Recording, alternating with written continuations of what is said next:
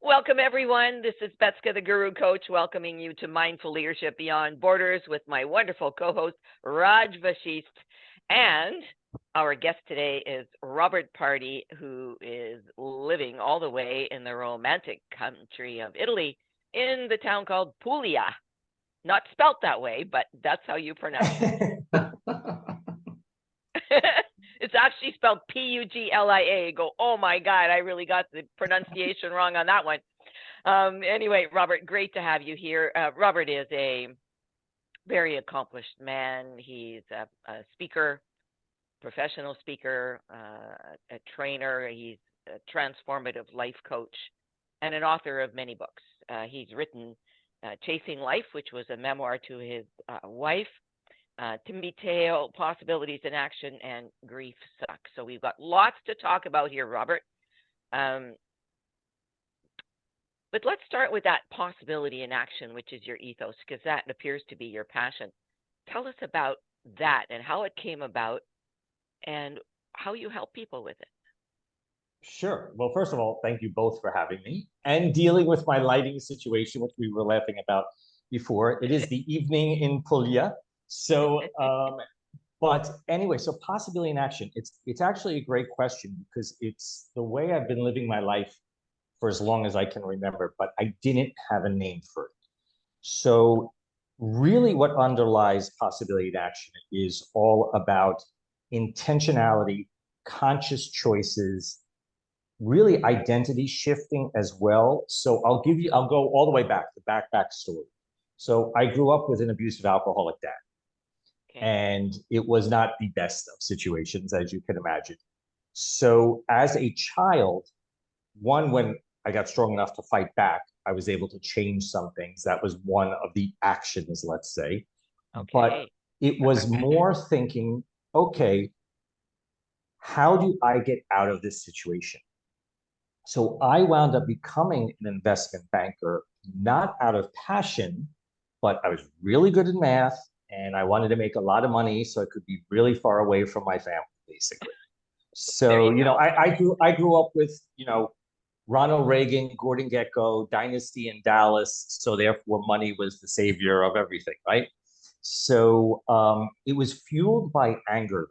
So this is what I really learned as my journey progressed. So, I did take action to bring possibilities into my life. I did assume the identity, right? I could have been the victim with my dad being who he was. Yes, yes. But I chose to be the superhero as a young kid, that I was going to overcome this, which is the negative side of resilience, if we want to get into that, because I don't think we understand resilience, to tell you the truth.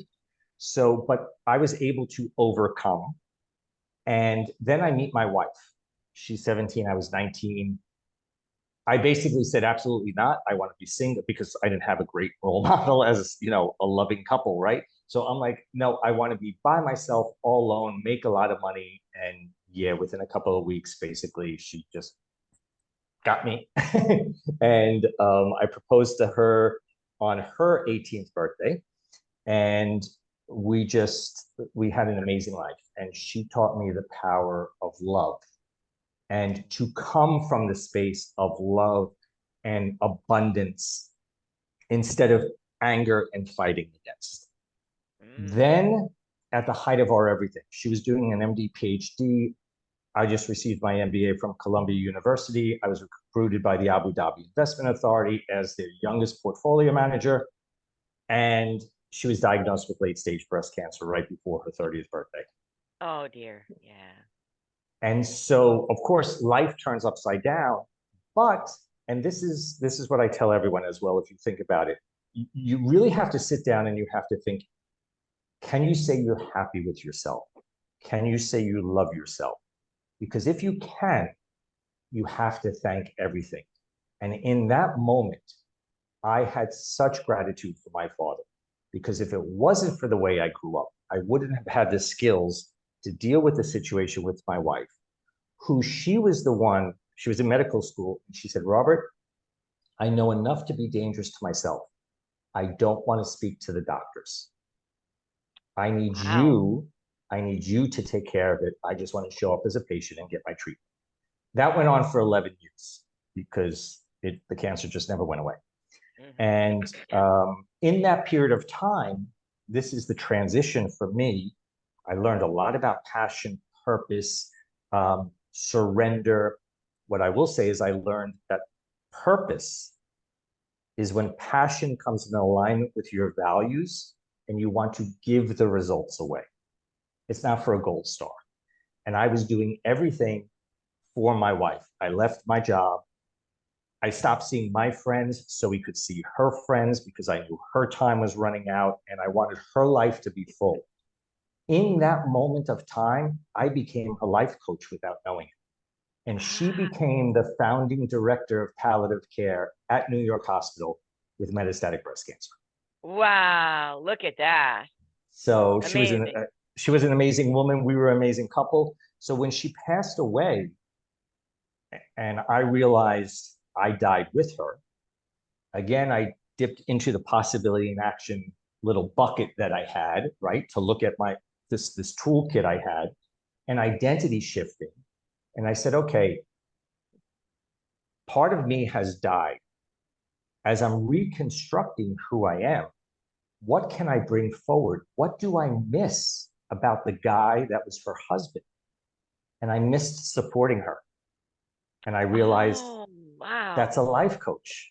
Yeah, And that's how I became a life coach. And that's how I wound up starting to write books and everything else. So possibility in action is understanding that, first of all, without action, possibilities remain in the land of wishing. It's just, they're never going to happen. That's right. Yes. Second, to set out in action, you have to know who's setting out in action. And it's not who you are today, it's who you want to be, because those things that you're taking action for are also something that's outside your zone at the moment. And so you have to put that identity on. I always joke, we all talk about Clark Kent being Superman. Actually, Superman pretended to be Clark Kent. Oh, there you go. So that's where the whole identity thing came in and identity shifting. And so then I said, okay, well, you know what? The identity I want is a guy that set out on some crazy adventure after his wife died and lived life because he learned it was very short and watched a woman achieve her dreams. And I said, you know what? Screw it. I'm going to leave finance. I'm going to leave everything. I showed up in Italy, didn't speak the language, didn't have a place to live, didn't know anyone, didn't have a job, with 2 suitcases. And I said, okay, what's next? And my focus, the possibility in action focus, was not on what if I fail. I evaluated that. Worst thing in the world, I was going to have to go live with my mother. Trust me, at my age, living with my mother would have been the worst case scenario. And I tease her about that all the time. But the other side of that is, what if I'm able to pull it off? And I started teaching English for $8 an hour until I got my coaching certificate. Wow. And here's the other thing about possibility in action and the mindset I would love your audience to take away. That $8 an hour was not a sacrifice. It was an investment in the future I was running towards. Carrying all that stuff from my wife, where she didn't, of course, at the end, she knew what was going on because her body was giving out. But that was not a sacrifice. That was a gift I could give her. So it's the shifting of obligation and opportunity and sacrifice and seeing that, wait a minute, we can, reframing, it is a little weird because we are sort of telling ourselves to think something differently, but where do thoughts come from anyway? We have no idea, right? So it's not like the thought that shows up in our head has been, given from the divine saying this is the only way you can think. We have not been built in an unbreakable mold, so we should be able to change our thoughts as well. And therefore, I said, okay, well, you know what? I'm going to look at all these things as investments from my economics background until I get to where I want to go. And then I built possibility in action and have the life I have now, which is, I have to say, I sometimes I look and I can't believe how blessed I really am, regardless of the fact that unfortunately my wife passed away, but Yeah. I have a blessed life. Wonderful. Why Italy? I'm curious about why Oh, Italy. so okay, so why Italy? So first of all, I'm an Italian blood, Italian descent, but Ah, so oddly enough, my wife spent her last birthday in Italy and India. So I never thought I would come back to Italy. We spent a lot of time in Italy. But she would always say to me, she was like, you're at your best when you're in Italy. Like she said, oh, I was relaxed and I was just me. And so that kept me just playing in my head. mhm, And there were two things. I said, well, one, I know if I move to Italy and I have Italian blood, I can opt for citizenship. It's a lot easier when you're in the country.